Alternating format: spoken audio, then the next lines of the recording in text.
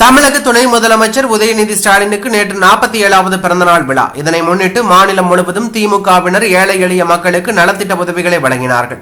இதனை எடப்பாடி பழனிசாமி உதயநிதி ஸ்டாலின் பிறந்த நாளை திமுகவினர் மிகவும் ஆடம்பரமாக கொண்டாடுவதாக விமர்சனம் செய்திருந்தார்.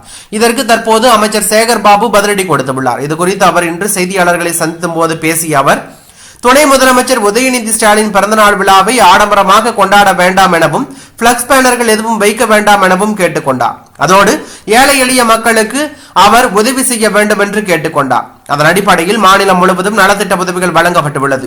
இன்று கூட கட்டணம் எதுவும் இல்லாமல் 21 ஜோடிகளுக்கு திமுக சார்பில் திருமணம் நடத்தி வைக்கப்பட்டுள்ளது. இதை எப்படி ஆடம்பரம் என்று கருத முடியும்?